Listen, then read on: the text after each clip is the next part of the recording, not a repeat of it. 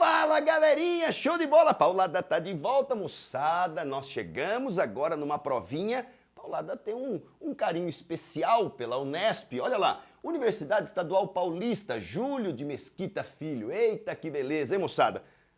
Gostaria rapidamente, antes de nós começarmos a falar um pouquinho sobre a revisão da nossa Unesp 2021. Moçadinha, prova interessante. Você provavelmente já deve saber de alguns fatores que eu vou comunicar, mas eu acho extremamente importante que vocês saibam de alguns detalhes. Primeiro, a Unesp, moçada, pertencente, obviamente, a uma universidade estadual paulista, né? Então está associada ao estado de São Paulo. Ela tem uma distribuição bastante interessante, vários campos. Estes campos não são tão numerosos quanto a número de cursos, mas esta é a ideia exatamente da tal Unesp, ser bastante democrática nesse sentido de acabar estando presente em várias regiões do estado de São Paulo, portanto, uma universidade importante para que vocês possam se atentar. E um outro detalhe, moçada, é o seguinte, nós vamos ter agora a prova, né, da Unesp, agora no dia 30 e 31 de janeiro. Lembrando vocês rapidamente que no dia 30 nós estaremos vinculados ao pessoal que vai fazer prova concorrendo aos cursos de biológicas e no dia 31 o pessoal que vai fazer exatas e humanas, seguindo exatamente o mesmo padrão em que a Unicamp acabou estabelecendo.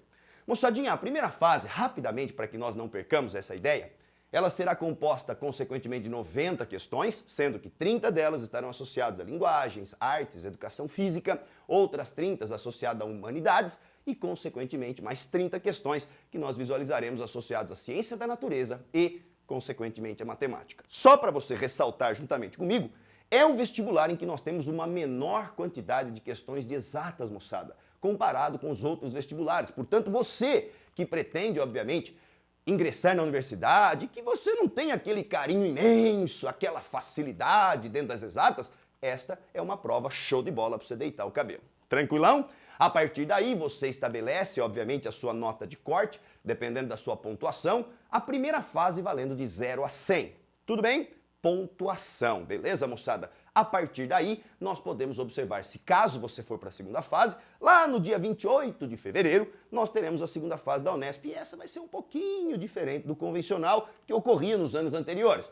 Este ano nós teremos uma prova teste também na segunda fase, associado a 60 questões, seguindo exatamente os mesmos padrões de divisão da primeira fase e, além disso, uma redação em que você, obviamente, vai deitar o cabelo. Então, a segunda fase, a prova teste valendo no máximo 72 pontos e a redação de 0 a 28. Contabilizando a segunda fase também, 100 pontinhos. A média dessas duas fases, dessas duas notas, obviamente, some-se essas duas notas, divide por 2, você tem a sua média final. A partir daí, você vê seu nomezinho na lista. Viva! Estou aprovado! Que delícia, moçada! Portanto, fique esperto, este foi um resuminho importante sobre como vai ser a sua prova lá no dia 30 ou no dia 31 e já aproveitando você que também estará na segunda fase, sabendo um pouquinho sobre essa prova. Show de bola? Galera, vamos fazer o seguinte, produção, roda a vinheta!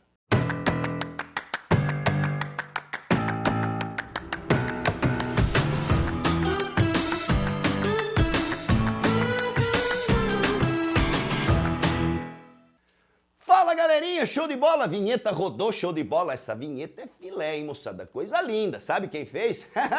Meu amigo Scubinho, vamos lá, moçadinha, então agora nós vamos fazer o seguinte, Paulada estudou bonitinho a prova da Unesp, fiz uma análise estatística de 2013 a 2020, mostrando para vocês os principais temas que estiveram na prova da Unesp, moçada, eita que beleza, primeira fase, então vamos lá, ó, para que nós comecemos agora sim, olha lá, Análise Estatística Unesp 2021. Moçada, só contabilizando você, acabei não colocando aqui nessa revisão, mas de 2013 a 2020, tá bom?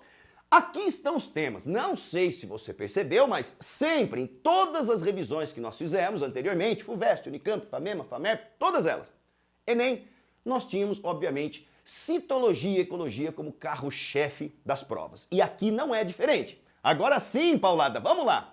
Citologia foi o primeiro tema que nós estamos observando com o maior número de questões relacionadas, obviamente, à prova. Moçada, questões de citologia envolvendo fisiologia celular, principalmente fotossíntese. Todo ano tem fotossíntese na provinha da Unesp. E esse ano não vai ser diferente. Paulada vai dar uma pincelada depois com vocês. Tivemos questõezinhas de transporte de membrana, tivemos questõezinhas de organelas, moçada, questõezinhas clássicas. Tivemos questõezinhas que envolvem também respiração celular, ou seja, questões que envolvem núcleo, determinação de sexo, cromossomo sexual. Moçada, um monte de questãozinha relacionada a este fator. Alguns desses detalhes nós revisaremos já já. Tudo bem? Então, ó, citologia, primeiro lugar, show de bola. Agora tá certo, Paulada. Vamos lá, ó. Ecologia. Deu uma falhada na voz aqui, né, moçada? Pera aí, que eu tô na adolescência, tá mudando a voz, é assim, né? Então, olha lá. Ecologia. Agora sim, moçada, olha lá. Temos aqui 18 questões, portanto, o segundo tema que mais esteve presente na prova da Unesp. Moçada, dentro da ecologia, agora, nós tivemos fluxo de energia e fluxo de matéria. Praticamente em todas as provas estes temas estiveram presentes, envolvendo então cadeia, teia alimentar, tivemos questõezinhas de sucessão ecológica, questõezinhas de agravos ambientais. Moçada, tá ficando repetitiva essa história, padrão, praticamente. Todos os vestibulares gostam destes temas que eu acabei de citar. Prossigamos. Chegamos ao terceiro tema, fisiologia animal. Moçada, o pessoal acaba às vezes não dando muita trela, muita moral para fisiologia, mas cara, na Unesp e em outros vestibulares que nós vimos anteriormente, na própria Enem, entre outros, a fisiologia animal é um tema que está sempre presente. Só para você entender, principalmente na Unesp, a grande maioria esmagadora das questões estavam relacionadas à fisiologia humana. Moçada. Sistema digestório humano, sistema endócrino. Tivemos questões falando de pílula anticoncepcional. Legal, nós já em uma dica anterior até comentei sobre isso. Mas enfim, portanto, tivemos uma questãozinha de musculatura, de sistema muscular relacionado ao fator de contração. Então, alguns temas que nós podemos posteriormente identificar com vocês. Galerinha, então, ó, 3 temas importantes. Chegamos a uma condição, agora, meus amigos, minhas amigas que estão aí vendo e ouvindo Paulada. Moçada, essa é a prova, sem dúvida alguma, que mais cobra o conceito ou o tema chamado botânica. Todo ano, sem exceção, a botânicazinha, que paixão, né? Olha lá, está presente na prova. E ó, dentre as questões, a grande maioria esmagadora é de fisiologia vegetal. Babei! Babei, produção deu risada, olha lá. Portanto, moçada, o que é importante? A botânica, nós vamos deitar o cabelo em alguns aspectos fisiológicos que o Paulada acha que pode estar presente na sua prova. Moçada, ó, botânica. Agora eu vou falar um tema que caiu, que a produção ama. Chama-se reprodução de angiospermas, falando sobre fruto, estrutura floral. Também tivemos questõezinhas relacionadas a isso. Mas a produção, acho que já ouviu Paulada falar tanto de reprodução de angiosperma, que já até memorizou, né, produção? Vamos lá, ó. Galerinha, prossigamos. Agora nós chegamos na magnífica genética. Paulada genética, moçada, genética molecular. Muitas questõezinhas de tradução, ou seja, síntese proteína. Legal, hein? Fácil, né, bonitinha? Dentro da genética, questões de Mendel. Lei da segregação, primeira lei envolvendo cladograma. Sistema BO já esteve presente. Sistema BO caiu no Enem, hein, moçada? Bonitinha a questão. Até que um tanto quanto tranquila para resolver. Tanto quanto, não era facinho. Tinha que fazer análise lá da tabelinha, tudo bonitinho. Moçadinha, além disso, nós tivemos questões envolvendo linkage, também. Esse tal do linkage está em toda a prova, né, moçada? Pois é, segregação independente, segundo a lei. Paulada vai apostar nisso daqui a pouquinho com vocês. Legalzão? Então, ó, genética. Está aqui, então, demonstrado para vocês os 5 temas. 1, 2, 3, 4. Paulada tá aprendendo a contar, ó. 1, 2, 3, 4, 5 temas de genética para cima que mais estiveram presentes na sua prova da Unesp. Então agora o papo é reto com você que está me ouvindo aí e me vendo, claro. Moçada, você tem dúvida quais são os temas que você, ao longo desse tempo antes da prova, você vai tentar revisar bem intensamente? Cito, ecologia, fisioanimal, botânica e genética. Isso é filé, beleza? Agora, lógico, Paulada, nós tivemos questões de parasito. Moçada, parasito sempre vai existir. O cara falava de doencinha de vírus. Vírus caiu pouco na Unesp, viu? Mas bactéria, verme, protozoário, malária, mal de Chagas, sempre presente algumas dessas doencinhas. Paulada colocou aqui no canal uma revisãozinha de doenças da atualidade que possam estar presentes, portanto, produção, a hora que você puder, você não esquece não. Mas já deixa aí indicado pra galera esse videozinho, Doenças Enem. Legal, serve para todas as provas. Beleza? Então vamos lá, moçadinha. Além disso, evolution, baby. Moçada, evolução. E ó, a evolução da Unesp é pautada especificamente teorias evolucionistas ou ideias evolucionistas. Então, né, vamos lembrar Lamarck, Darwin, neodarwinismo. Os caras gostam bastante do mecanismo de especiação. Também já caiu especiação. Claro que, moçada, não dá pra gente fazer revisão de tudo. Claro que aqueles fatores que eu acho que são mais importantes é que nós vamos deitar o cabelo aqui pra vocês. Fechou? Legal, moçada. Além disso, questõezinhas de zoo. Mas, ó, questãozinha de zoo, nós tivemos questões de molusco, falando sobre classificação e estrutura exclusiva de molusco. Nós tivemos questõezinhas relacionadas a artrópodes. Nós tivemos questõezinhas que envolvem características comparativas de um grupo em relação ao outro, falando de um aspecto evolutivo. São questões clássicas relacionadas à Unesp. Nós vamos deitar o cabelo em um grupo aí daqui a pouquinho, tá? Moçadinha, é o seguinte, além disso, nós tivemos mais duas questõezinhas ao longo de 2013 a 2020, uma questão de embriologia, que vinculava-se a nexos embrionários, e uma questão de fungo, específica de fungo, avaliando característica e um aspecto reprodutivo de fungo. Pronto. Isso foi, ou isso é, o resumo interessante, análise interessante. Opa, bati na tela aqui, foi mal. Uma análise interessante relacionada, portanto, à provinha da nossa magnífica Unesp. Belezeira? Tá feliz? Tamo dentro?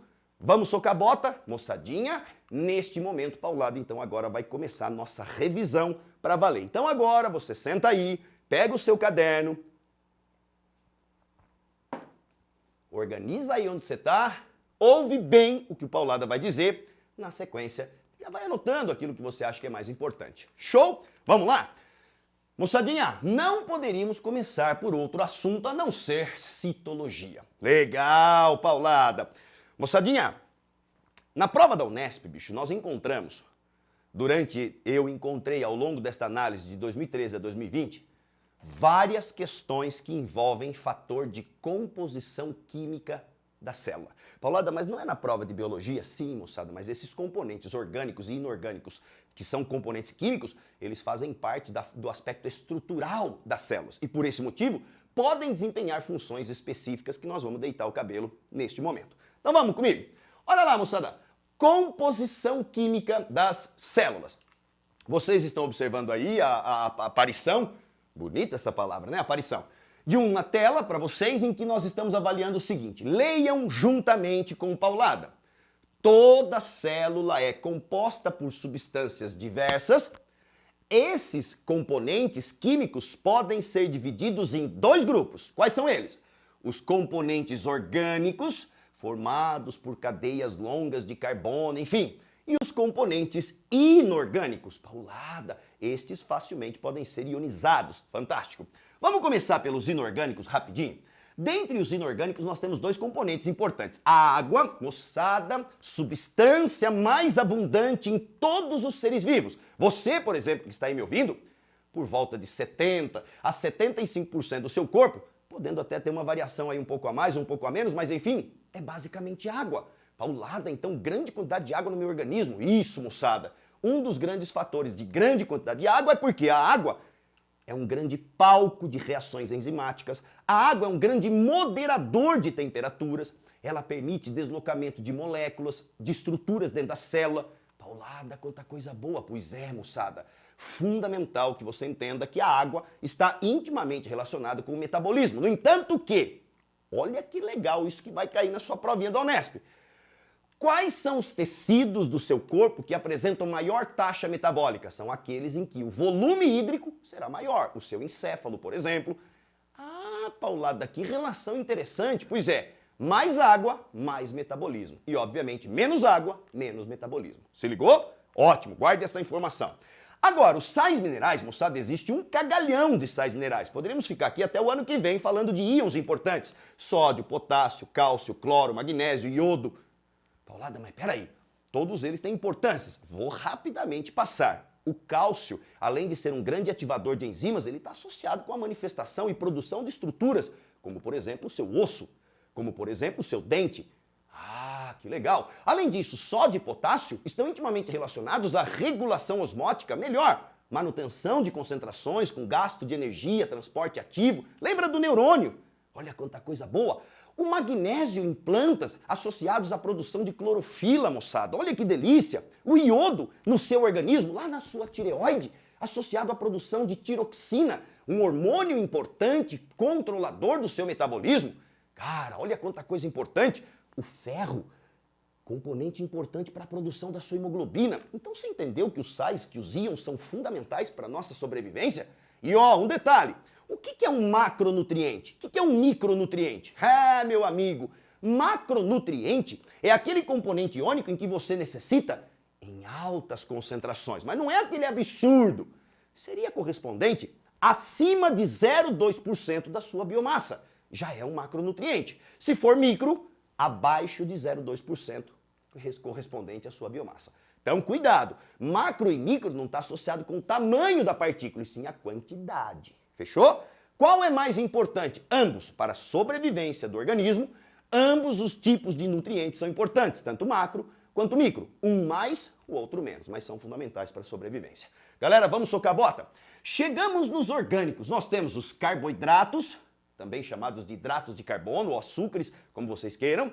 E aí, bicho, o carboidrato ele pode ter algumas funções. Pode ter função estrutural, moçada, celulose, por exemplo. Quitina, por exemplo, que está no exoesqueleto dos artrópodes, pode ter função energética. Paulada, pensando em glicose, amido, glicogênio. Pois é, então guarde essa informação por enquanto.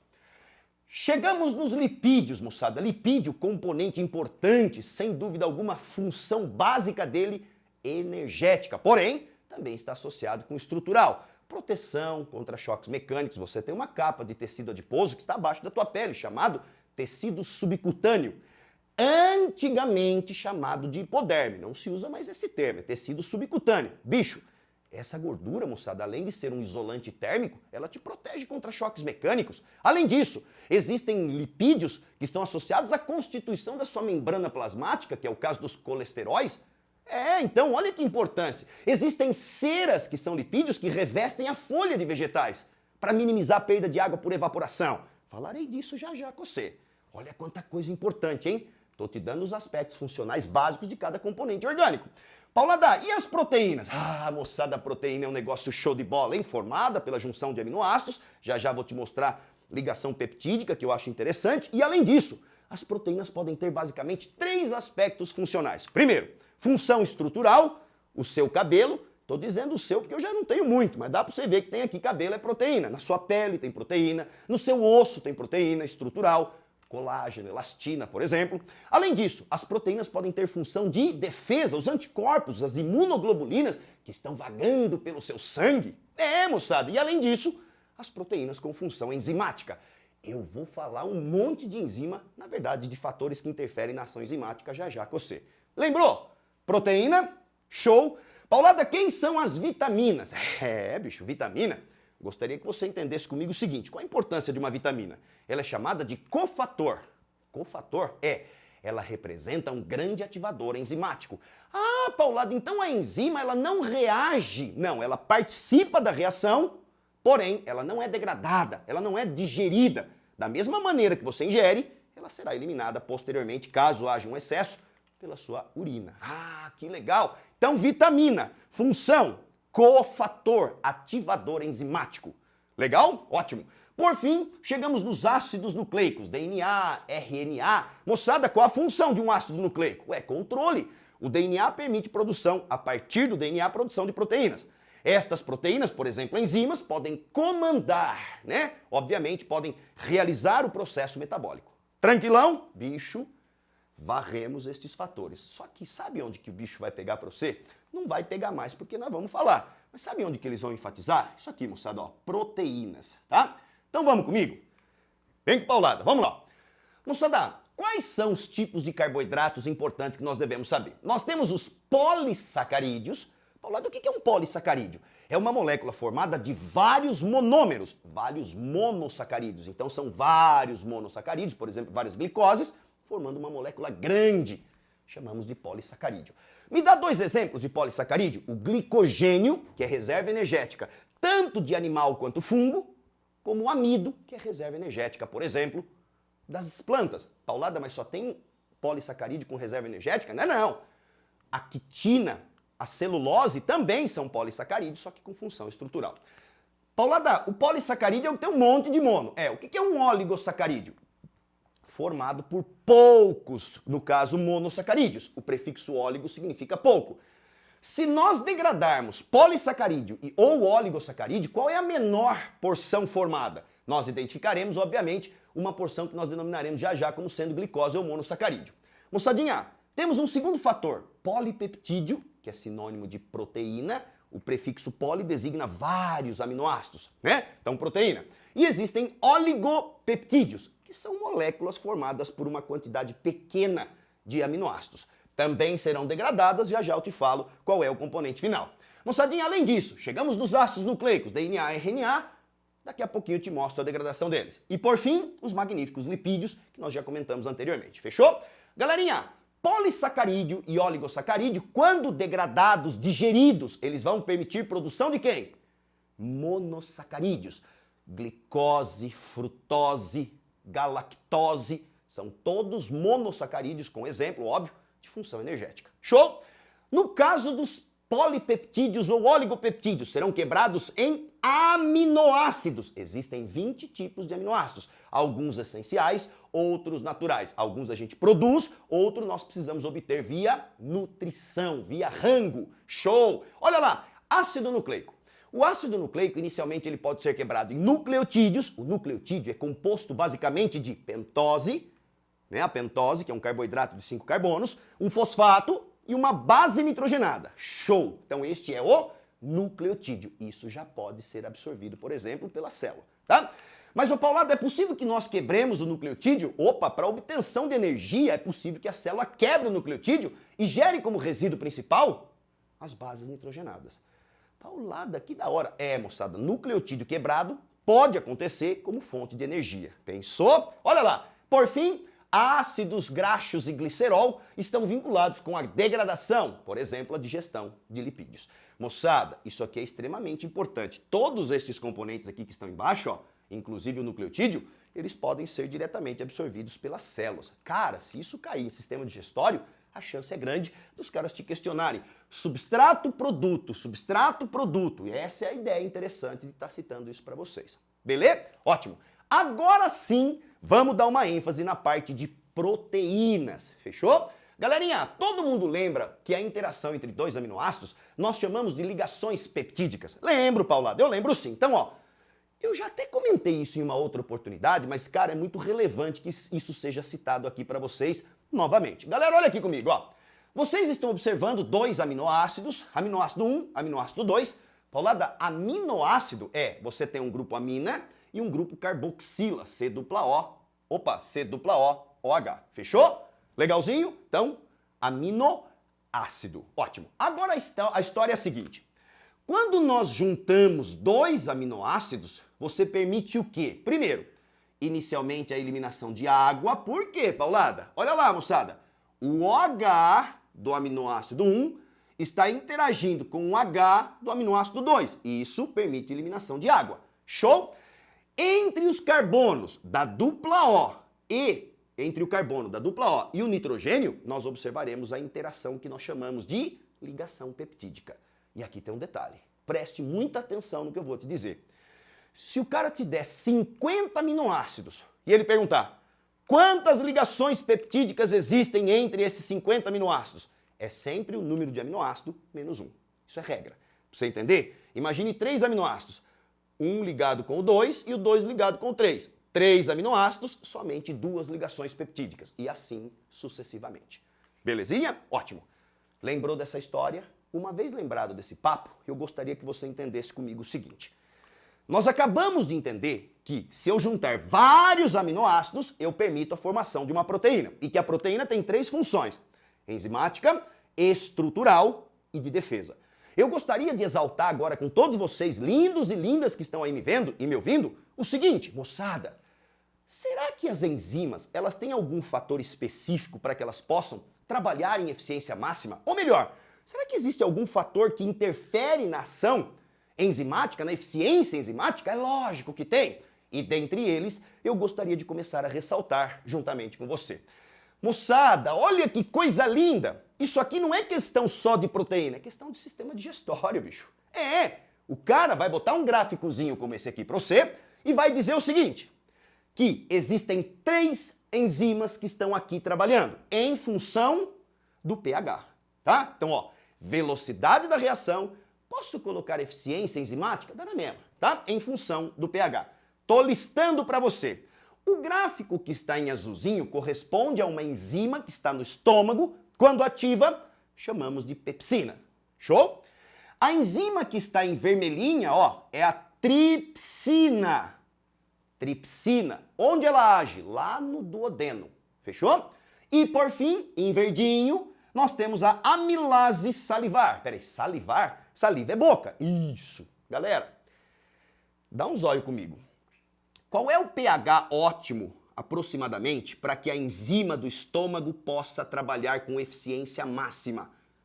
Então quer dizer que aproximadamente nesse pH aqui, ó, 3.8, 3.7, mais ou menos, esta enzima, a pepsina, ela tem eficiência máxima. Se você variar o pH tanto para baixo quanto para cima, o que começa a acontecer com a eficiência da enzima? Ela começa a diminuir. Por quê? Segura aí que eu já vou te dizer. Vem comigo. Olha lá, o gráfico agora vermelhinho, tripsina. Estou no duodeno. Duodeno tem eficiência enzimática básico, né, moçada? Alcalino, ó, quase 9 aqui, 9.7. Paulada, então quer dizer que por volta de mais ou menos aqui, ó, 9, quase 10, ó, moçada, esta é a eficiência máxima da enzima que nós chamamos de tripsina. Aí vai estar digerindo proteína, dá com pau, lá no duodeno. Se eu aumentar demais o pH ou diminuir demais em relação ao ótimo, a eficiência começa a diminuir. Bicho. E por fim, a amilase salivar. Galera, estamos aqui, ó, próximo mais ou menos, ó, 7.8, enfim. Você está próximo de uma neutralidade. Não é neutro completamente, mas está mais próximo da neutralidade. E aí, o que nós podemos observar? Nessa situação, a eficiência é máxima. Chamamos de pH ótimo, né? Variou para baixo ou para cima, a eficiência vai diminuir. Então guarde. Pepsina, estômago. Tripsina, duodeno.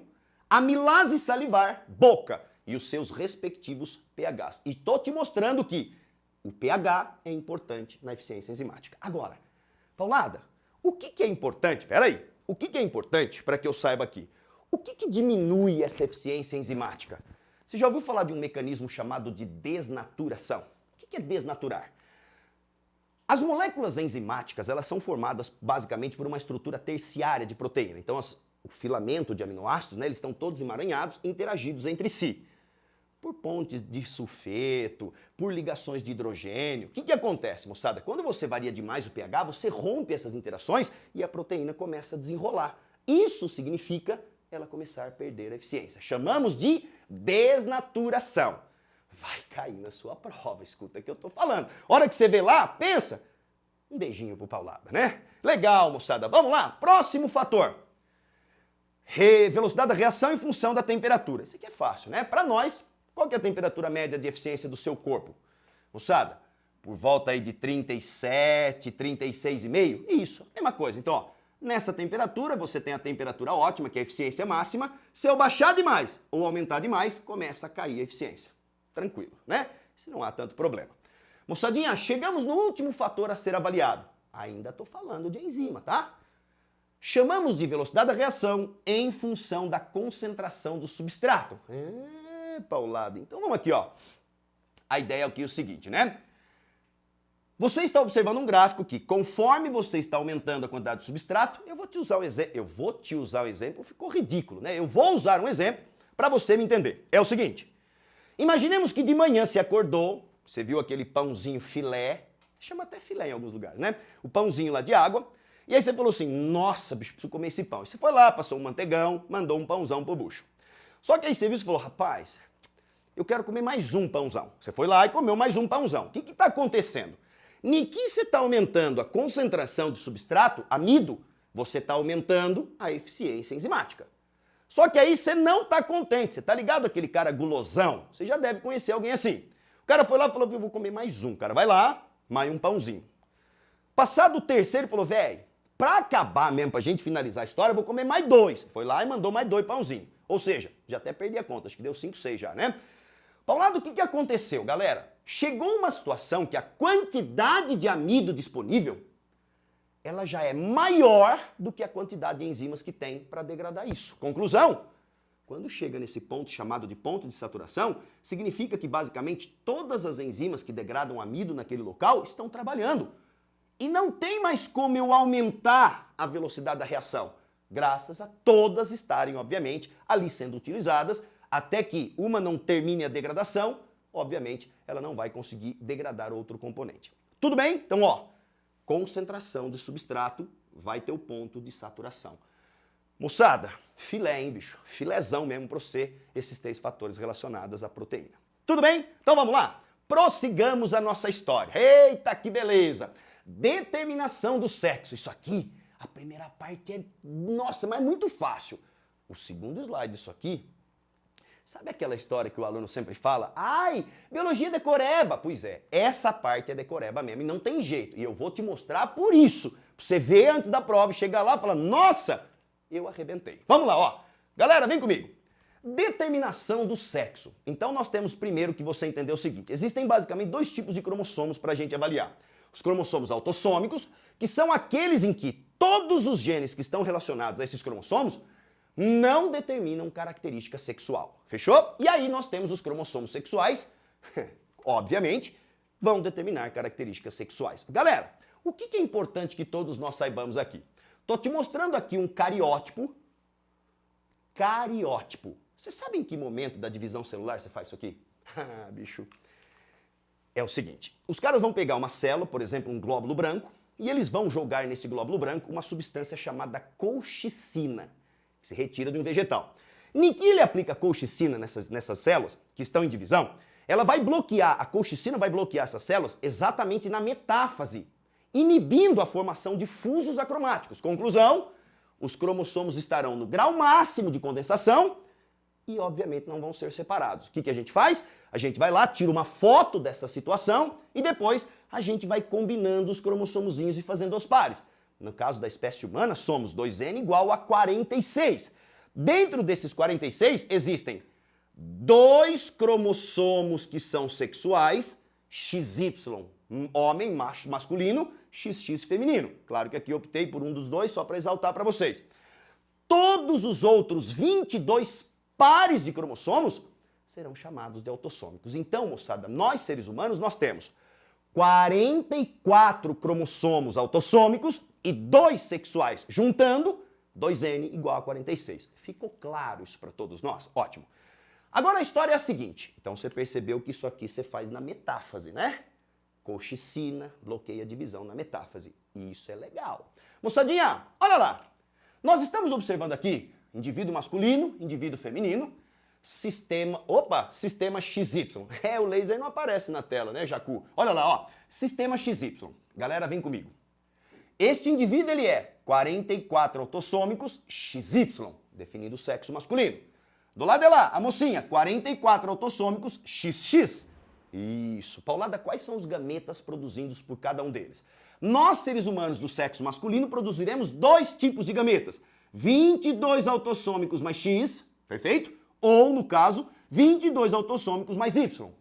Então produzimos gametas diferentes. Nós somos chamados, obviamente, de heterogaméticos.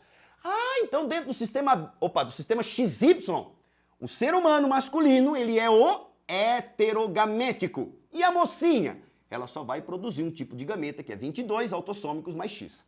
Filé? Moçada, se nós juntarmos este gameta com esse daqui, nós formaremos a mocinha. 44 autossômicos mais XX, beleza? E no caso do menino, 44 autossômicos XY. Filé. Durante todos estes 8 anos avaliados, pelo menos umas 5 vezes foi perguntado sobre determinação do sexo relacionado a esse fator. Só que o Paulada, como é veiaco, talvez o cara não vai te perguntar esse, mas ele vai te perguntar um outro tipo de classificação sexual de outro ser vivo. Por exemplo, tudo bem, moçada, prosseguimos? Já ouviu falar de classificação sexual de ave? Ô, louco. Chamamos de sistema ZW. Cuidado, hein? No sistema XY, quem é o heterogamético? O masculino, tá? Vamos comigo? Moçada, olha lá. Estamos observando aqui um galão, bonito, e aqui uma galinha, bonita. Olha lá, 2N igual a 78, 2N igual a 78. Só que aqui, ó, 76 cromossomos autossômicos e 2 sexuais, ZZ. Então chamamos de sistema ZW. É a denominação para o cromossomo sexual das aves. No caso da galinha, 76 ZW. Paulada, então, pelo que eu estou percebendo, agora nas aves, quem é o indivíduo heterogamético? A fêmea. Lá no XY é o macho, aqui é a fêmea, produzindo 38Z, né, ou 38W. Beleza? Heterogamético.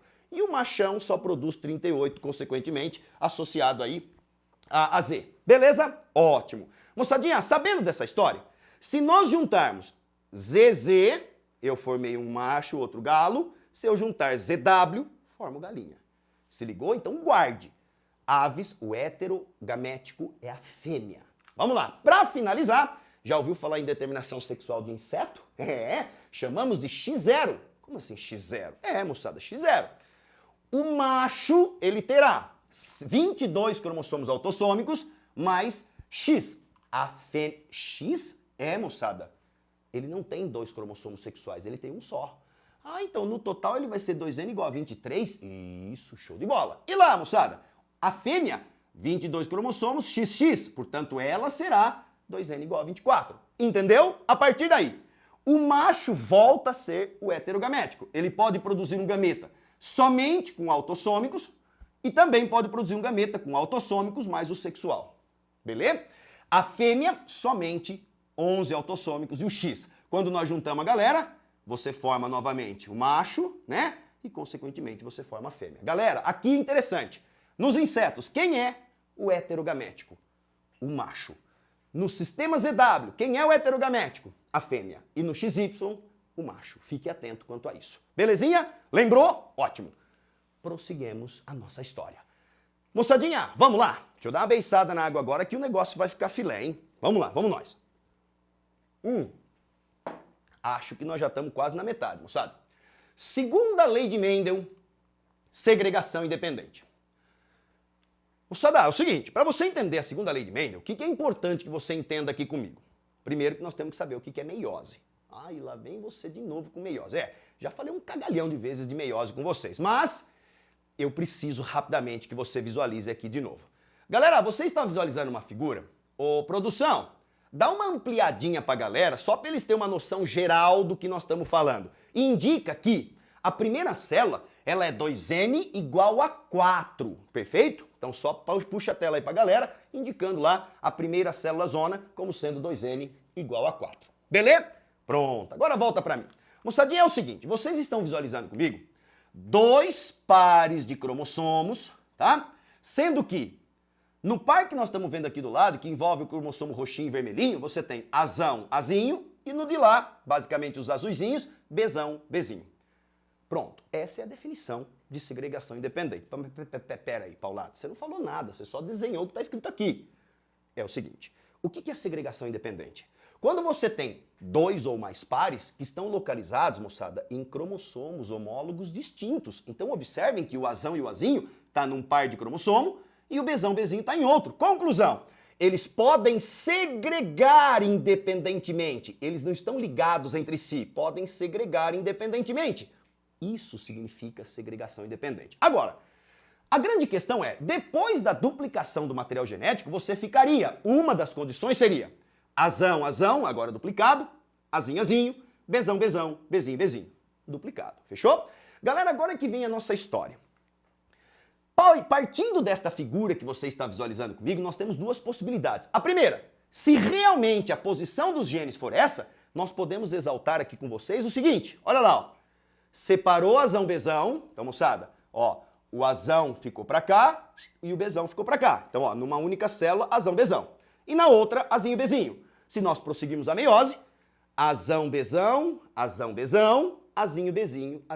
Ou seja, temos 2 tipos de gametas considerando essa primeira posição. A segunda seria o quê? E se nós invertermos aqui, ó, ao invés de ficar Bzão, Bzinho, fica Bzinho, Bzão. Não é independente a segregação, portanto, fundamental para que você entenda isso. Conclusão da história. Agora, moçada, nós invertemos o azão com o Bzinho e o azinho com o Bzão, formando, portanto, gametas azão, Bzinho, azinho, Bzão. Ou seja, num processo de meiose, de segregação independente, devido à possibilidade de posições distintas e segregar independentemente, nós formamos 4 possíveis tipos de gametas. Isso é segregar independentemente. Agora, sabendo que isso é possível, o que nós vamos fazer? Agora eu vou entrar na questão da sua prova. Moçada, o cara vai te dar, perfeito? Ele vai te dar a seguinte condição. Vamos comigo? Olha lá. Ele vai chegar para você e vai dizer o seguinte: nós vamos cruzar 2 indivíduos heterozigotos, ou seja, de híbrido, que a gente chama, azão, azinho, Bzão, Bzinho. Estou cruzando com azão, azinho, Bzão, Bzinho. Paulada, nós vamos trabalhar com aquele papo de ervilhas. Isso, moçada. Que foi exatamente o cruzamento que o tal do Mendel fez, tá? Então, lembrando, ervilhas amarelas, né, e lisas estão associadas a serem dominantes. Azão dominante, Bzão dominante. Quando nós falamos em ervilhas amarelas e rugosas, significa que o amarelo, que é dominante, continuou. Porém, na rugosidade, você tem o Bzinho, que é o recessivo. Tranquilo, né? Moçada, vamos inverter? Agora, e a ervilha verdinha? Como que ela é? Se ela for verde e lisa, ela tem que ter algum Bzão, algum gene associado ao Bzão, ou seja, dominante, e todos os recessivos associados ao azinho. Então, verdinho liso. E por fim, quando ela for completamente recessiva, você tem o verde que nós chamamos de rugoso. Pronto, então essa é a condição. Se nós estabelecermos o cruzamento desses 2 indivíduos, então aqui, ó, esse genótipo gerou 4 tipos de gametas, segregação independente, e aqui 4 tipos de gametas, segregação independente. Se nós contabilizarmos toda essa história, vem comigo, moçada, quantas sementinhas são amarelas e lisas? 1, 2, 3, 4, 5, 6, 7, 8, 9. Percebam todos vocês que todas as sementinhas que são amarelas, elas serão azão alguma coisa, pode ser azinho ou azão, Bzão alguma coisa, ou seja, 9 dos 16 resultados estarão vinculados a serem amarelinha e lisa. Legal? Prossigamos. Paulada, e a verde e lisa? Vamos comigo? 1, 2, 3. Percebam que para ser verde e lisa, ela precisa ser obrigatoriamente azinho, azinho, para ser verde, Bzão alguma coisa, que é o que define o liso. Então nós temos 3 resultados dentro de 16. Fantástico. Moçada, para prosseguir. E o amarelo rugoso? Bom, amarelo tem que ter um azão. Então vamos comigo? 1, 2, 3. Todas elas têm azão. Tá vendo? Azão alguma coisa, Bzinho, Bzinho. Portanto, 3 sobre 16. E o último exemplo, azinho, azinho, Bzinho, Bzinho, que é o único, 1 sobre 16, o verde rugoso. Paulada, mas peraí. Por que você está me dizendo isso? Porque é o seguinte, moçada, quando o cara falar para você fazer essa conta, você não precisa fazer mais essa tabela, por favor. Você simplesmente tem que saber isso aqui, ó. Sempre do cruzamento entre 2 de híbridos, o resultado será sempre esse. 9 para 3, para 3, para 1, dentro dos 16 resultados. Portanto, se o cara chegar para você, cruzando esses indivíduos, considerando, por exemplo, aí as variações de ervilha, verde, lisa, amarela, rugosa, qual é a chance, você não vai precisar fazer conta nenhuma, qual é a chance que nós temos de ter, por exemplo, uma ervilha verde lisa? Se você souber este resultado e souber a relação de dominância, você vai ver que tem 3 sobre 16. Pronto, moçada, você não tem que fazer conta nenhuma, a prova é teste, você tem que ganhar tempo. Se ligou? Então, ó, memorize isso, que é fundamental. Ah, mas e se ele não botar ervilha? Porra, moçada, aí você vai seguir qual é o padrão genético que ele definiu lá para você, e aí o padrão é o mesmo. O que vale é seguir essa proporção que você está visualizando. Show? Eita, que beleza, quanto filé, hein, moçada? Olha lá, prossigamos. Vou dar aquela beiçada na água, peraí. Beleza, vamos lá. Eu ia falar que podia ter outra coisa para nós beber, mas não pode falar, né? Vamos lá, ó. Galerinha, agora nós entraremos em um assunto, ó. Meu amigo, evolution, baby, vai cair evolução. E sabe o que vai cair? Conceito básico. Nós vamos falar rapidinho sobre 2 aspectos importantes que eu tenho certeza que vai estar na sua prova. Vamos lá? Moçadinha, todo mundo sabe o que é evolução. São mudanças das características que ocorrem ao acaso, ao longo da história evolutiva, Paulada gaguejou, dos determinados seres vivos. Muito bem. Moçadinha, tem um lance que nós chamamos de evidências da evolução, que trata, obviamente, características que possam comprovar que a evolução ela existe. Claro que não há mais dúvida quanto a isso, mas é necessário que hajam essas provas. Desde comparação bioquímica, comparando DNA entre organismos, a semelhança pode retratar parentesco, o grau de parentesco. O desenvolvimento embrionário, a semelhança dos embriões no estágio inicial de vida, também pode retratar ancestralidade comum, entre vários aspectos. Mas o que eu gostaria de enfatizar com vocês é um lance de comparação anatômica entre órgãos. Filé, moçada. Olha lá comigo, ó. Você provavelmente já deve ter ouvido falar dessa história aqui. Divergência ou irradiação adaptativa. O que é isso? Nós estamos, primeiro, para considerar uma divergência, você precisa partir de uma ancestralidade comum, estou colocando aqui para você um mamífero primitivo, pequeno, insetívoro, enfim. E a partir desse carinha aqui, moçada, devido a esses organismos terem sofrido alterações ao acaso e, consequentemente, migrado e vivendo em locais diferentes, eles sofreram seleções diferentes nos respectivos ambientes em que estavam. Por este motivo, nós podemos observar um detalhe simples. Galera, o que nós podemos considerar para que nós tenhamos uma divergência ou irradiação adaptativa? Primeiro, precisa partir da mesma origem e os órgãos que estão sendo comparados, no caso órgãos locomotores, eles precisam ter funções distintas. Por exemplo, compare a asa do morcego com a nadadeira da baleia, ou então com o membro locomotor de um urso e assim sucessivamente. Então isso é o que nós chamamos de divergência ou irradiação adaptativa. Moçada, estes órgãos que estão sendo comparados e que desempenham funções distintas, partindo de uma mesma origem, nós chamamos de órgãos homólogos. Portanto, guarde essas informações, filézão para sua prova. Se ligou? Coloquei aqui um mamífero, original, portanto, demonstrando aí a possibilidade de originar novos indivíduos. Adorei essa figura, viu, moçada? Muito bonitinha. Vamos lá, ó. Prossigamos com a história. Para que nós entendamos a partir daí, colocando um exemplo clássico para você do tal golfinho, que é um mamífero, Olha lá, o ictiossauro, que é um réptil fóssil nadador, e o tubarão, eita que beleza, um peixe condricte. Eu acho que fica bastante claro que todos eles, pensando em ancestralidade não lá na origem da vida, é claro, mas todos eles apresentam origens distintas, Paulada. Então agora nós estamos falando de uma convergência adaptativa. Isso!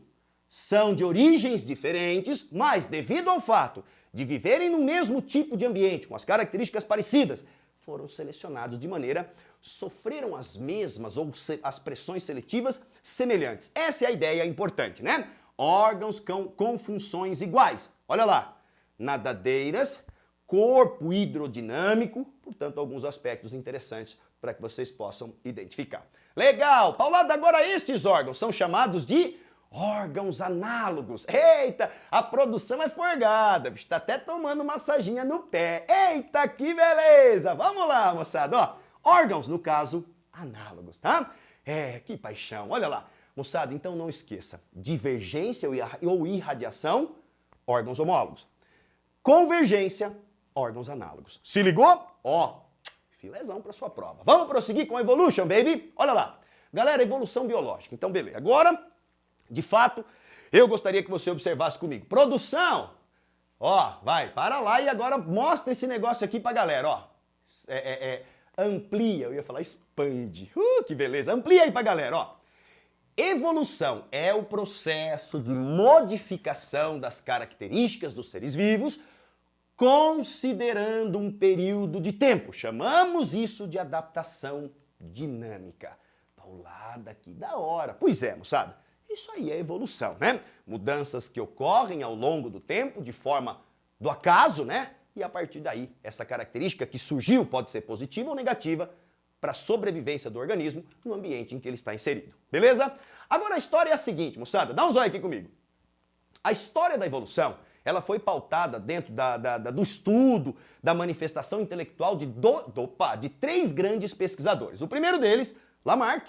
Você conhece o nosso querido Lamarck, Ele foi um dos grandes iniciadores do conceito de evolução, em publicação de livro. Tem uma coincidência legal. O livro publicado por Lamarck, Filosofia Zoológica, em 1809, trazia em um dos capítulos o conceito de evolução. O livro não era de evolução, mas trazia o conceito de evolução dentro do que ele achava que era evolução.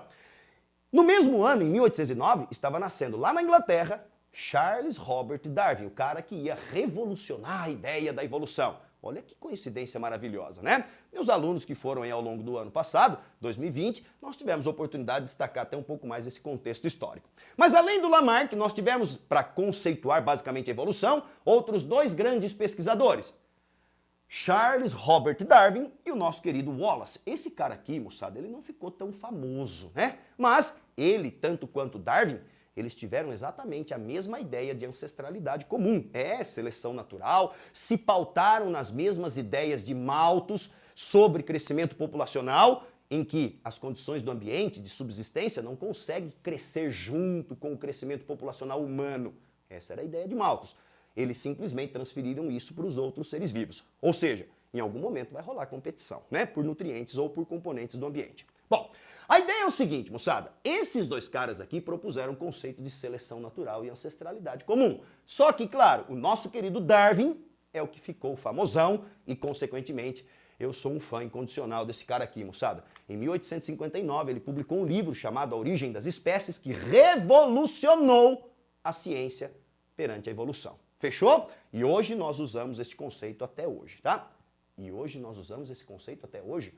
Ficou meio estranho, mas é isso aí que você entendeu, fechou? Galerinha, vamos lá! Prossigamos a nossa história. Vamos rapidamente pensar, ou melhor, analisar o que cada um deles pensava perante o processo evolutivo?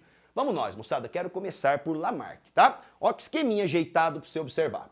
Galera, segundo Lamarck, ele era pautado em duas leis. Lei do uso e desuso, se você usar muito, hipertrofia, se você usar pouco, atrofia. Essa característica adquirida do meio, segundo Lamarck, essa característica era transferida para o descendente. Então, olha lá, para Lamarck, as modificações ambientais ocorrem constantemente. Isso gera uma necessidade de mudança, de adaptação em relação ao organismo. Portanto, o organismo muda a sua estrutura para que ele possa viver melhor. Segundo Lamarck, isso ele chamava de adaptação do organismo, isso ele definia, portanto, como sendo evolução. Ou seja, para Lamarck, então, né, para Lamarck, o ambiente induz mudança nos organismos para que eles se tornem cada vez melhores. Ou seja, para Lamarck, a tendência da evolução era sempre melhorar, né? Obviamente, nós sabemos que esse cara, por mais que ele tenha sido pioneiro, um dos pioneiros, mas ele estava equivocado perante essa situação. Eis que, então ficou claro qual a função do ambiente para Lamarck?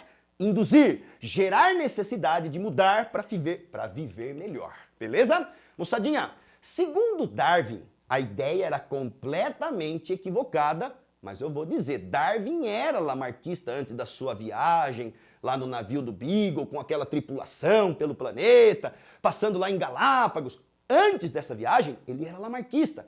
Depois da viagem, essa ideia mudou. Olha lá, segundo Darwin, as variações nos organismos a cada geração, elas acontecem. Ele só não sabia como acontecia essa mudança ao acaso. Então, por favor, nunca na sua vida, em qualquer que seja a questão do vestiba, nunca diga genética associado a Darwin, sobre a ideia proposta por Darwin. Ele nunca falou de genética.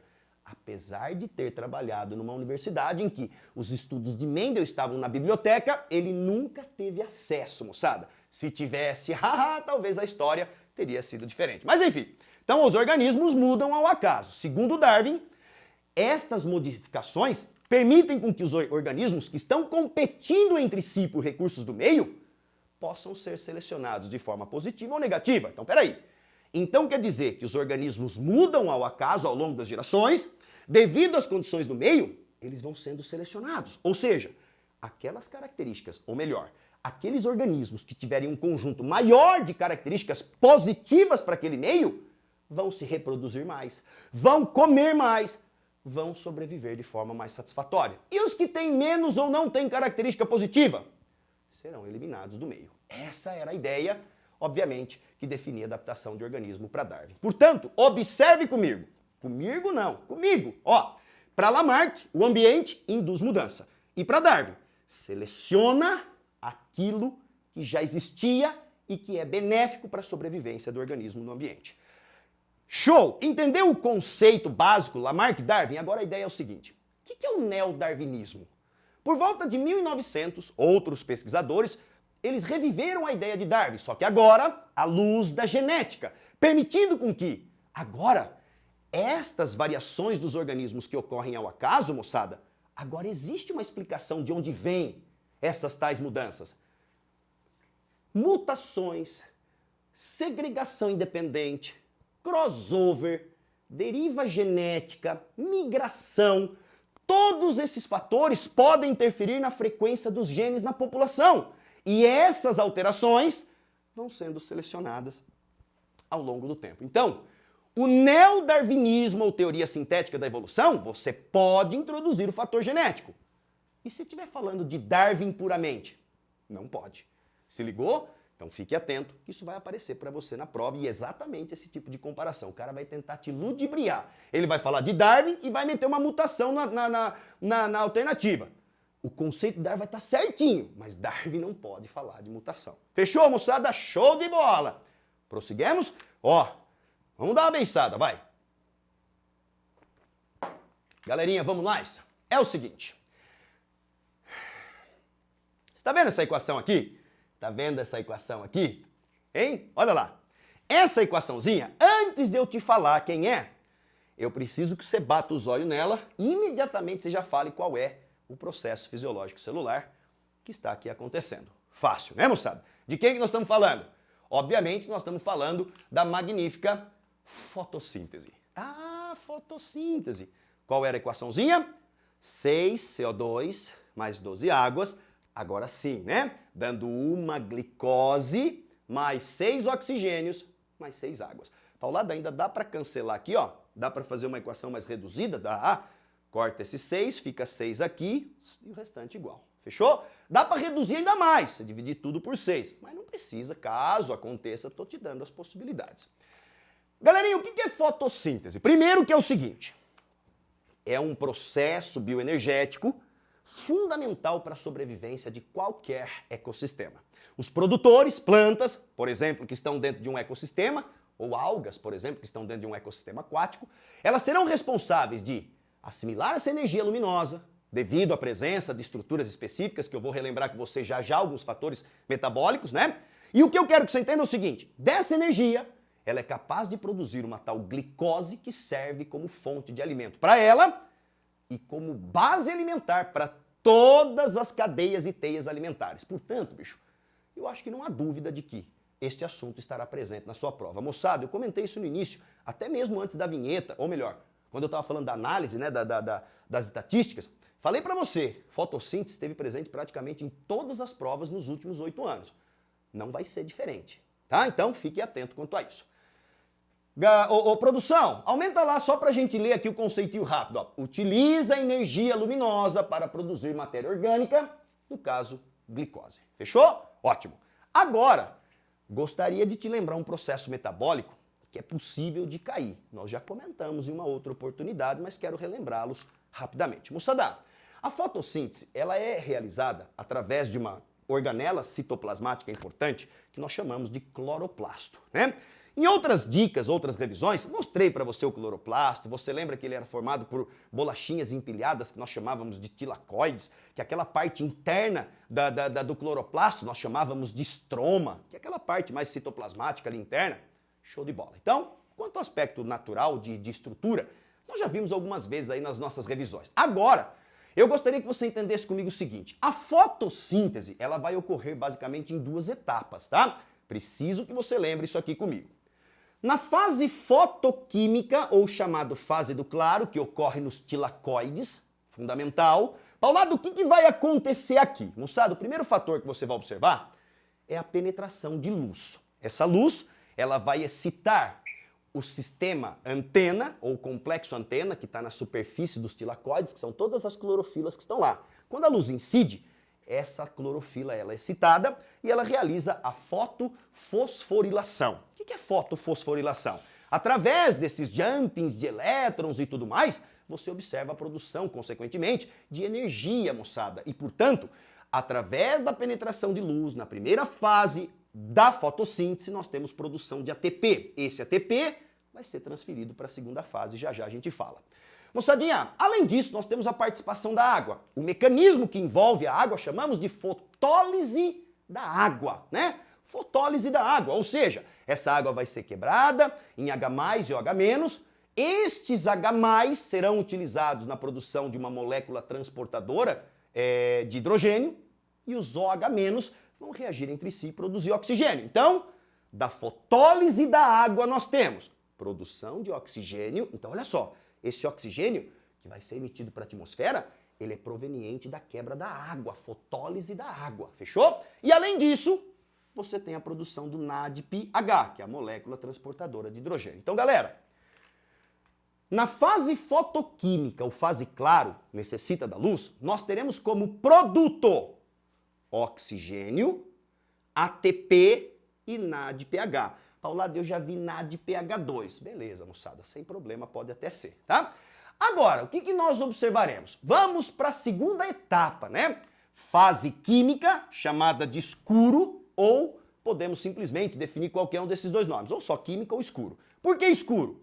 Porque não necessita de luz. Ah, mas se tiver luz, vai acontecer? Vai, não precisa de luz, tá? Onde ocorre? Dentro do cloroplasto, no estroma. Moçada, o que nós observaremos aqui?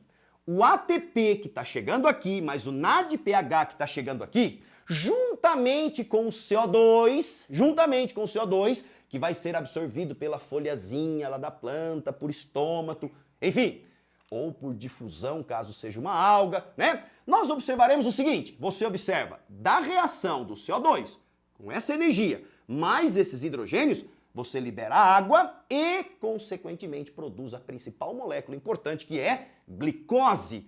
Ah, Paulada, agora a pergunta é a seguinte, pronto, glicose foi produzida, ótimo. Como é que nós chamamos toda a glicose produzida por plantas dentro de uma área no intervalo de tempo? Produtividade primária bruta. Fechou? Moçada, como é que chama aquilo que está disponível para transferência de produtor para um próximo nível trófico? Produtividade primária líquida. Então, o que está sempre disponível para transferência é o líquido. Beleza? Ótimo, já já eu volto a falar disso. Seguinte, agora o que vai acontecer? Acabou, né? Não. Este ATP, ele é utilizado e tem que ser devolvido para a fase anterior.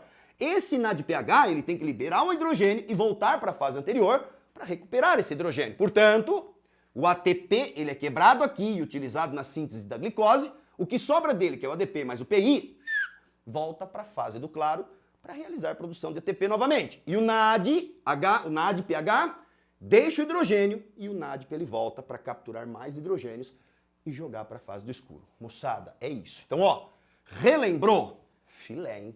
Filézão para sua prova. Você não pode perder isso de vista. Tranquilão? Resumido? Show? Vamos prosseguir. Moçadinha, agora eu quero que você entenda comigo o seguinte. Cara, isso é importante, hein? Fator limitante. Mas que papo é esse? Galera, um monte de processo fisiológico tem fator limitante. Fotossíntese, transpiração, qualquer metabolismo de um organismo pode ter fator limitante, seja ele externo, seja ele interno, tá? No caso, vamos ler então o significado de fator limitante. É a designação, produção, amplia pra galera lá, vai lá, ó. É a designação dada ao parâmetro ambiental, pode ser biótico ou abiótico, então vivo ou não vivo, né? Que efetivamente controla o crescimento de uma população num determinado ecossistema. E digo mais, pode interferir até mesmo na taxa fisiológica deste organismo. Dessa forma, definindo uma diminuição ou aumento do número populacional. Legal. Galerinha, é o seguinte, eu gostaria que você desse um zóio nesse gráfico. Ai, Paulada já me apavorou, calma, relaxa, vai dar certo. Vou dar a última beiçada aqui pra gente prosseguir, ó. Esse gráfico vai aparecer para você e o cara vai designar para você o seguinte, em qual desses intervalos, primeiro deixa eu traduzir o gráfico, né? É um gráfico de taxa de fotossíntese em função da intensidade luminosa. Então, em que aumenta a intensidade luminosa, está variando taxa de fotossíntese, eficiência fotossintética, como você queira. Só que vocês estão percebendo, moçada, que este gráfico, ele apresenta duas situações. A variação de intensidade luminosa quando você tem uma concentração X de CO2, beleza? E a variação de intensidade luminosa quando você manifesta uma concentração 2x de CO2. Que papo é esse? Ele está te dando 4 regiões do gráfico. Região número 1, Região número 2, região número 3, região número 4. Opa, ao contrário. 1, 2, 3 e 4. Agora sim, né? Ai, que jacu paulada não sabe mais nem contar. Moçada, olha lá. Qual vai ser a questão que o cara vai te fazer? Em qual destes números, ou em qual desses segmentos, nós temos como fator limitante a intensidade luminosa e qual é destes tais segmentos numerados aí, o fator limitante vai ser o CO2. Ixi, paulada, que papo é esse? Vem comigo, moçada. Vamos partir aqui do início? Vamos lá? Eu vou aumentar um pouquinho a intensidade luminosa. Se eu aumento a intensidade luminosa, eu estou aumentando a taxa. Então, aqui, por enquanto, o fator que está limitando essa taxa essa velocidade ou taxa de fotossíntese é a intensidade luminosa. Vem comigo, ó. Vou aumentar mais um pouquinho. Opa, aumentei a intensidade luminosa. Agora a pergunta é, a partir do momento que eu cheguei até aqui, nesta concentração de CO2, se eu aumentar a intensidade luminosa, eu aumentei a taxa de fotossíntese? Não mais. Ou seja, a partir do ponto A, esquece o gráfico que está para cima, tá? A partir do ponto A, o que nós podemos observar? A intensidade luminosa nesta concentração de CO2, a luz já não é mais taxa não é mais fator limitante. Ou seja, a partir do ponto A, para que a intensidade luminosa possa voltar a ser fator limitante, tem que mudar a concentração de CO2. Ah, paulada, então vamos lá. Então agora, moçada, eu coloquei uma concentração de 2x de CO2. Então vamos aumentando? Vamos, ó, tá aumentando, tá vendo, ó? Aí eu aumentei a intensidade, bateu lá em cima. Ixi, ficou constante. Então quer dizer que na concentração de 2x de CO2, a partir do ponto B, a intensidade luminosa, ela já não é mais fator limitante. Então, vem comigo.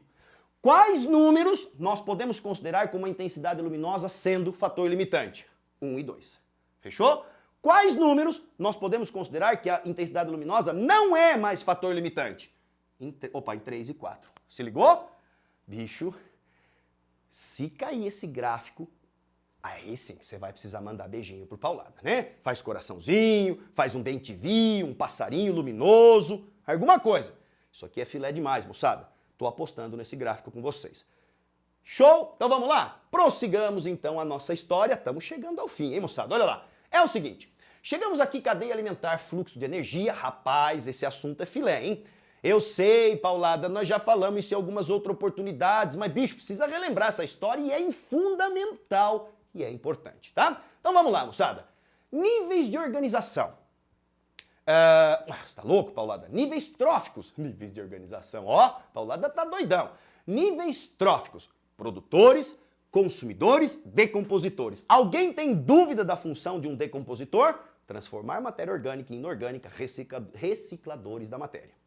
Produtor produz matéria orgânica, né? Fotossíntese, quimiossíntese. E os consumidores ingerem essa matéria orgânica e acabam, obviamente, incorporando grande parte dela e devolvem pouco para o ambiente. Diferente dos consumidores que devolvem boa parte desses fatores para o ambiente, né? Por isso chamados de recicladores. Galera, a seta sempre vai indicar para aquele que vai se alimentar do anterior. Então, este produtor servirá de alimento para o C1, este C1 servirá de alimento para o C2 e assim sucessivamente. Enquanto que os decompositores se alimentam de todos os níveis tróficos. Morreu, sofre ação de decompositor. Galera, agora a história aqui é a seguinte. Quanto ao fluxo de matéria, eu acho que já ficou claro. A matéria ela é constantemente reciclada em todos os ecossistemas. Show? Agora, e o fluxo de energia? Esse é simples, para que nós lembremos. A energia ela entrará a partir de produtores, será produzido, obviamente, uma produtividade primária bruta, parte desse bruto será consumido para manter esse organismo vivo. O que sobra disso é transferido para o próximo nível trófico. Então, olha lá a energiazinha, é o líquido. Paulada, este líquido que está sendo transferido é maior, igual ou menor que a produtividade bruta inicial? Menor, né? Uma parte foi consumida para manter essa planta viva. O que sobrou é o que vai ser possível de transferência. E assim sucessivamente. O C1, que serve de alimento para o C2, moçada, uma parte dessa energia que foi assimilada, ela é utilizada para manter o organismo vivo. O que sobra é o que vai transferir. Então deu uma diminuída ainda mais. E assim sucessivamente. Posso te dar um dado? Você sabe qual é esse rendimento aqui em porcentagem, aproximadamente? 10%. Só é. Motivo pelo qual tem sentido eu chegar para você e falar que existe uma cadeia alimentar de 30 níveis de consumidor? Não dá, não dá. Por quê? Imagina a quantidade de energia que vai chegar para esse povo lá do 30º nível de consumidor. Difícil, então as cadeias vão ser mais curtas, tá? Fiquem atentos quanto a isso, isso é um detalhe importante. Moçadinha, então, ó, só nesse esquema nós falamos sobre fluxo de matéria, sempre constante, reciclado em todo o ecossistema, e fluxo de energia. Diminui a cada nível trófico e é unidirecional, não tem como devolver. Lembrou dessa história? Agora eu quero citar para você o seguinte, dá uma olhada aí. Você sabe o que é isso aqui? Ah, Paulada, eu sei, tô vendo aí umas barras empilhadas. Pois é, moçada, essas barras empilhadas que vocês estão vendo aqui, que eu chamei de ABC, são pirâmides ecológicas. São representações gráficas que foram criadas pelos ecólogos para demonstrar variação em cada nível trófico, número de indivíduos, biomassa ou então pode ser energia. Bom, Paulado, o que é biomassa? Biomassa é a massa seca de um indivíduo, de uma população, perdão. Então, massa seca desconta a água, né? Galera, o que eu quero que você faça comigo? Eu vou precisar da sua participação agora, hein, bicho? Isso é importante. Se você avaliar comigo esta tal situação, suponhamos que a relação que eu vou propor para vocês seja fitoplâncton, lógico, zooplâncton e peixe. Você anotou bem aí? Então, ó, fitoplâncton, zooplâncton e peixe, tá? A minha pergunta para você é a seguinte: se nós tivéssemos que representar para esta cadeia que eu acabei de citar, fito, zoo e peixe, qual dessas alternativas seria a pirâmide de número? Qual delas seria a pirâmide de biomassa? E qual delas seria a pirâmide de energia? Você entendeu a minha pergunta? Então vamos lá. Paulada, eu acho que a mais fácil de todas, sem dúvida alguma, é a de energia. Por quê? Ela nunca pode ser invertida. Então, galera, para esta cadeia que eu citei, fitoplâncton, zooplâncton e peixe, esta seria a pirâmide de energia. A base, que são os produtores, sempre maiores, diminuindo gradativamente. Tá claro? Fechou? Cuidado com o que eu vou te dizer agora. E para a pirâmide de número? Qual seria a pirâmide de número para esta situação que eu estou te dizendo? Fitoplâncton, zooplâncton e peixe. Dá para ser a letra C? Ô Paulada, como é que vai ter mais peixe do que zooplâncton? E mais zooplâncton do que fito em número, hein? Nós estamos trabalhando em número. Tá. Ah, então é essa daqui. Essa aqui vai ser outra, né? Em número, nós consideraríamos também a pirâmide representada pela letra A. Em número de indivíduos, tem muito mais algas do que zooplânctons. E muito mais zooplâncton do que peixe. Então, tanto a de energia quanto a de número seriam representados pela letra A. Show? Agora, você lembra que tem uma relação? Essa é a clássica exceção de biomassa que vocês conhecem. Galera, em um momento do dia, você pode observar o fitoplâncton, por exemplo, no período da noite, quando a taxa de luminosidade, a intensidade luminosa, a temperatura é mais baixa, o fitoplâncton ele tem uma taxa fotossintética menor. Então ele não tem expansão de crescimento durante a noite. Pelo contrário, o zoo consome intensamente o fito. Por isso que durante a noite é possível que essa biomassa seja menor. Mas de dia, quando tem luz, temperatura mais elevada, o fitoplâncton se reproduz alucinadamente e por esse motivo acaba superando novamente a biomassa. E à noite diminui, de dia aumenta e assim sucessivamente. Então, a pirâmide B representaria a biomassa, fito, zoo e aí o peixe. O peixe seguiria o padrão normal. Tudo bem? Galera, isso daqui é um baita de um filé. Agora, o que a gente poderia representar nessa pirâmide C, hein? Vai, me ajuda aí, bicho. Só eu falo. Fala comigo, moçada. Paulada, não dá. Dá, então pensa. Ó, aqui, concorda que poderia ser uma pirâmide de número completamente invertida? Ó, uma árvore, ou duas árvores, enfim, pulgões e protozoários, por exemplo, no intestino do pulgão. Ah, então em número completamente invertidas. Show, hein, moçada? Olha que baita filé para sua prova. Belezeira? Vamos prosseguir e lá vamos nós. Espero que você tenha compreendido todos esses fatores que realmente eles são filézão. Moçada, vamos entrar na botânica. Agora, meu amigo, minha amiga, nós vamos fechar com chave de ouro. Vamos fechar com chave de ouro, vamos falar de botânica. Produção, tá tudo ok? Podemos prosseguir? Legal, bicho, olha lá. transpiração vegetal. Ah, Paulada, é verdade que você tem um videozinho? Lá não, aqui no Se Liga na Bio? Põe aí, produção, transpiração vegetal, absorção, né? Vou falar algumas coisas, mas lá no vídeo, lá não. Aqui no vídeo que nós temos, da transpiração, absorção, tem abertura e fechamento do estômago, que é um filé, que eu não vou comentar aqui, mas lá tem, então a produção vai deixar indicado para você. Galera, transpiração vegetal, vamos comigo? Presta atenção. Nós temos basicamente dois tipos de transpirações vegetais. Primeiro, o que é transpirar? Eliminar água na forma de vapor. A planta, ela pode transpirar tanto por estômago quanto por cutícula. Quem é a cutícula? Na superfície da folha você tem uma membrana serosa, secretada pela própria epiderme. Quanto mais espessa for essa cutícula de cera, menos água por evaporação a epiderme vai perder. Então isso é adaptação de planta para ambiente seco. Já fica a dica. Além disso, a transpiração cuticular ela é constante. O vegetal não mais controla. Depois da produção da tal camada de cera, não tem mais controle. A transpiração estomática, que chamamos de TE, é aquela que está associada com abertura e fechamento de estômago.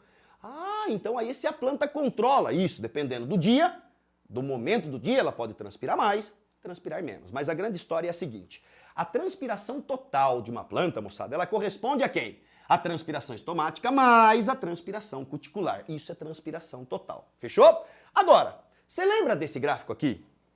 Paulada, hoje você trabalhou com gráfico, hein? Moçada, a Unesp adora gráfico e nós não vamos fugir desse padrão. Galerinha, tem um método de avaliação, um método quantitativo de avaliação da transpiração de um vegetal, que nós chamamos de método da pesagem da folha, método da pesagem rápida da folha. Como é que faz? Você retira uma folha de um vegetal, você vai estimular inicialmente esse vegetal a estar numa transpiração máxima. Todos os estômatos abertos, rebentando. E aí, nesse momento, você retira a folha e coloca numa balança de precisão, com até 5 casas depois da vírgula. Moçada, o que vai acontecendo? Conforme o tempo vai passando, perceba que não está tendo mais reposição hídrica na folha. Você tirou, né? Ela estava com todos os estômatos abertos. Conforme o tempo vai passando, você consegue observar que a transpiração em miligramas de água, ela está fazendo o quê, moçada? Ela está diminuindo. Por quê? No início, nós tínhamos todos os estômatos abertos e eles começaram a ser fechados devido ao fato de não estar tendo mais reposição hídrica. Fechou. Só que tem um outro detalhe. Você está vendo isso aqui, ó? Você está vendo que tem 2 miligramas que são constantes? Ó, constantes. Qualquer coisa acima desses 2 miligramas corresponde à transpiração estomática. E esses 2 miligramas correspondem a quem? A transpiração cuticular. Carga de transpiração da cutícula em miligramas. Então, galera, 2 miligramas é constante, não varia. Sempre a planta vai perder devido à cutícula. Agora, o que pode variar é a estomática, ser mais ou ser menos. Então agora vem comigo. Conforme o tempo está passando, o que está acontecendo com a quantidade de água transpirada? Está diminuindo. Conclusão, estão fechando os estômatos, fechando, até que chegamos no minuto 5, moçada. No minuto 5, não tem transpiração acima de 2 miligramas. Conclusão, neste momento, você observa somente transpiração cuticular. E aí, essa cuticular vai se manter, ou manter-se-á, até, obviamente, que tenha água dentro da folha. Acabando a água, a transpiração cuticular também vai cessar. Se ligou? Esse gráfico é filé, hein? Se cair, chance grande, você vai deitar o cabelo. Belezeira, moçada? Entendeu? Cuidado, hein? Esse aqui é o padrão cuticular. Acima dele é o estomático. Pode ser que às vezes o cara queira, como a Unesp gosta muito de questãozinha interdisciplinar, te dá o gráfico e pedir para você assinalar a alternativa que tenha o valor, por exemplo, relacionado somente à transpiração cuticular ou somente à estomática. Aí você vai ter que avaliar no gráfico. Fechou? Legal, moçada, vamos prosseguir. Olha lá. Eita, que beleza. Olha lá, a produção tá soltando até rojão com a botânica aqui, ó. Absorção e transpiração vegetal. Paulada, mas transpiração você já falou. É, de leve, né? Mas agora nós vamos dar uma outra ênfase. Moçadinha, o que é mais clássico para a Unesp, para a Unesp perguntar a vocês? Transpiração, absorção e transporte. Eu juntei os 3 num slide só. Ô louco, é. E é assim que funciona. Moçada, vocês estão visualizando aqui comigo. Produção, aumenta um golinho só para a galera ver. Então, ó, eu vou só mostrando aí, você só indica rapidinho para a galera ficar esperta onde nós estamos. Então, ó, agora vocês estão vendo aí, tá ampliado? Você está vendo um vegetal, uma árvore íntegra, né? Pronto, a produção está indicando lá. Agora nós vamos lá para baixo, moçada. Estou ampliando para você a região da raiz, né? Então, a região radicular, vai ampliando, vai mostrando aí para a galera, produção. E aqui estou ampliando um pedaço de uma folha, lá em cima, né? Um pedaço da folha, mostrando os tecidos que formam esta folha. Belezeira? Identificaram onde nós estamos? Ótimo. Então agora, vamos lá. Moçadinha, como é que ocorre o transporte de seiva bruta? Primeiro, quem é seiva bruta? Seiva bruta é aquela transportada pelo xilema, água e sais minerais. Como é que ocorre esse transporte? Bom, lá na década de 70, no início, nos primórdios do estudo dessa fisiologia, os caras identificaram dois fatores que explicavam a subida da seiva bruta. A primeira delas é o que nós chamamos de pressão positiva da raiz. O que acontece? Vou te explicar de forma resumida. Se você quiser entender isso aqui melhor, aqui no Se Liga na Bio você tem o vídeo lá que o meu querido Scooby já destacou para vocês. Mas enfim, vamos lá, moçada. O que acontece aqui? Estas células, elas acabam elevando o potencial osmótico, perfeito? E acabam puxando grande quantidade de água. Essa água, ao ser deslocada para o interior do xilema, ela acaba empurrando a coluna d'água para cima. Isso nós chamamos de pressão positiva da raiz. Show? Moçada, isso já era sabido desde a década de 70 que eu estou falando para você, tá? Além da pressão positiva, eles sabiam que as moléculas de água, elas apresentavam adesão ou capilaridade. O que é isso? As moléculas de água que estão em contato com a parede do tubinho, elas interagem com essa parede e, portanto, são puxadas em direção à parede do tubo, elevando a coluna d'água. Ah, então quer dizer que pressão positiva da raiz mais adesão ou capilaridade já significam dois fatores que explicam a subida da seiva bruta? Sim, mas a ideia é, Paulada, pense, por exemplo, num eucalipto australiano que tem 120 metros. Será que só essa pressão positiva e essa adesão permitiriam com que a água chegasse lá em cima? Jamais, jamais. Eis que Dickson, o tal do Dickson, teoria de Dickson, ele propôs para nós uma complementação do que já sabia desde a década de 70. Pressão positiva da raiz e adesão. O Dickson, ele complementou. Ele falou que, além da adesão, existia coesão entre as moléculas de água. Elas interagem por ligações de hidrogênio, todas as moléculas, e portanto a coluna d'água ela fica uma coluna contínua, única. Se eu tivesse a possibilidade de puxar uma única molécula lá em cima de água, toda a coluna d'água seria puxada. Então isso é coesão. Então já temos três explicações. Pressão positiva da raiz, adesão e coesão. Agora, o principal fator chegou. Na região da folha, nós encontraremos o seguinte: você tem vaso condutor e tecido parenquimático clorofiliano, tá? Moçada, vamos entender como que funciona agora essa história? O quarto fator que permite a subida da seiva bruta. Chamamos de puxão transpiracional. Você tá percebendo o que eu fiz? Eu ampliei essa regiãozinha para você, ó. Botei um xilema aqui, células do parênquima, tudo bem? E aqui eu fiz a cavidade subestomática e aqui o estômago, para você entender exatamente o que é o puxão transpiracional. Vamos lá? Moçada, além destes três fatores que estão elevando, portanto, a coluna d'água, a folha, ela promove um puxão transpiracional. Como? Olha lá, observem comigo. A câmara subestomática, ela perde água na forma de vapor. Portanto, você observa agora um menor volume hídrico dentro da câmara. O que você fez aí dentro? Você elevou o potencial osmótico. Conclusão? A câmara subestomática, com carência de água, ela puxa a água das células que estão ao redor do parênquima, que por sinal puxa da de cima, que por sinal puxa da de cima, que por sinal puxa do xilema. E este puxão do xilema é que nós chamamos do puxão transpiracional. Ou seja, a pressão positiva empurrando, a coesão e a adesão permitindo a subida e a folha, por transpiração, realizando o puxão transpiracional. Então, galera, Dickson, a partir daí, concluiu a explicação, dizendo que o puxão transpiracional aumenta a sucção, portanto, promove maior transporte, uma eficiência maior no transporte de seiva bruta. Se ligou? Pressão positiva da raiz, adesão, coesão e puxão transpiracional. Lembrando que coesão e puxão transpiracional foram propostos por Dickson posteriormente. Moçada, Dickson e Joly, foi o outro pesquisador que estava junto, tá? Puxa, ficou bonitinho isso aqui, hein, produção? Ficou legal, né? Vamos lá. Belezeira, moçada? Vamos prosseguir? Para que nós possamos quase finalizar essa história, estamos bem próximos do final, eu gostaria de falar para você sobre o transporte floemático. Paulada, cara, nós varremos basicamente aí o processo de fisiologia, hein? Só não falamos da parte de hormônios. Acredito que talvez seja pouco provável, mas não custa. Se você quiser dar aquela olhadinha rápida em auxina aí na sua casa, show de bola. Mas enfim, hipótese do fluxo em massa, modelo de Wundt. Dizem por aí que o Wundt, o produto tem que fazer biquinho, Wundt, né? Faz biquinho aí na sua casa, vamos ver, faz. Isso, fez biquinho, né? Olha lá. Hipótese do fluxo em massa, modelo de Wundt. Moçada, chegaram pro Wundt e falaram assim, ô Wundt, a seiva elaborada, que é transportada pelo floema, ela é transportada basicamente de onde para onde? Segundo eles, da folha onde ela era produzida para a raiz. Aí todo mundo falava, ô Wundt, para velho, o que transporta essa seiva elaborada é a gravidade. Tá lá em cima, a gravidade empurra para baixo, diferente do xilema que tem que vencer. Já te expliquei anteriormente como acontece. Agora, o tal do Wundt falou, galera, vocês estão viajando. Eu vou fazer um experimento simples. Ele pegou uma planta, virou ela de ponta cabeça e pediu para a galera avaliar.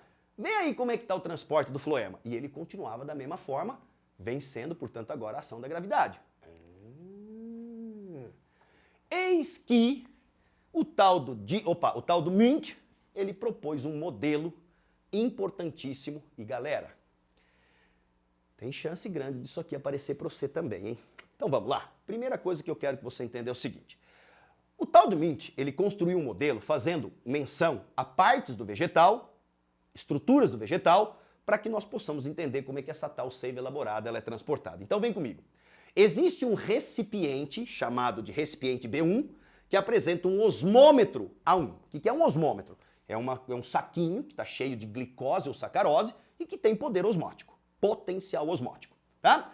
Esse recipiente B1 com o osmômetro A1 está conectado via dois tubos, o tubo Y e o tubo X, a um segundo recipiente chamado de B2 e um outro osmômetro chamado de A2. Tá?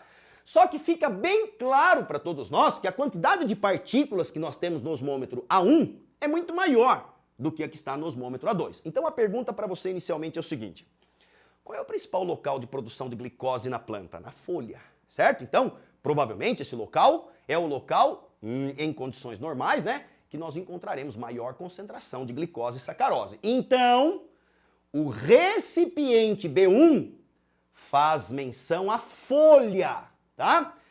E o osmômetro A1 faz menção à célula companheira que está conectada ao vaso floemático. Legal. Vamos lá, moçada. O recipiente B2 faz menção a quem? A raiz, que é a outra extremidade do vegetal.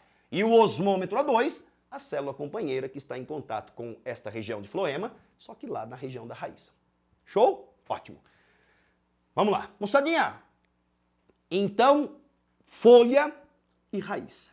Qual é o nome do tubo que transporta basicamente conteúdo da raiz para as folhas? Estamos falando do tubo Y, isso chamamos de xilema, né, moçada? O tubo Y é o xilema, transporta água e sais minerais da raiz para a folha. Agora entenderemos a hipótese do fluxo em massa. O que acontece? Conforme essa água vai sendo deslocada para cá, esse cara aqui não tem um potencial osmótico maior? A água entra neste saquinho e empurra todo o conteúdo lá para o tubo X, que vai deslocar lá para a região do recipiente B2. Paulada, mas espera aí. Conforme essa água que está entrando no A1 e empurrando pelo tubo X, que é o floema, parte dessa massa, parte dessa sacarose vai sendo empurrada junto até chegar na região da raiz. Claro que parte dessa sacarose e glicose vai sendo utilizada ao longo do deslocamento do caule, mas o que chega até a região da raiz é muito menor. Portanto, moçada, dessa forma, o tal do Wundt disse o seguinte: o que determina o transporte floemático não é a gravidade, e sim diferença de potencial osmótico entre a folha e a região da raiz. E aí, dessa forma, você define, então, recipiente folha, raiz, xilema, floema. É exatamente isso que o Vestiba vai pedir para você preencher e identificar cada uma dessas estruturas. Se ligou? Beleza, moçada? Então, dessa forma, nós finalizamos aí a situação e, consequentemente, eu gostaria agora de dizer para você o seguinte: Que beleza, moçada! Olha quanta coisa boa nós tivemos a oportunidade de discutir aqui com vocês. Espero que vocês todos tenham acompanhado, espero que vocês tenham aproveitado. E, moçada, desejo a vocês uma ótima prova, um beijo gigantesco no coração de todos vocês. E aquela velha história, que vocês façam a melhor prova da vida de vocês agora aí no dia 30 ou no dia 31. Um beijo no coração, até a próxima, valeu! Fala tchau pra mim, moçada, se liga na bio!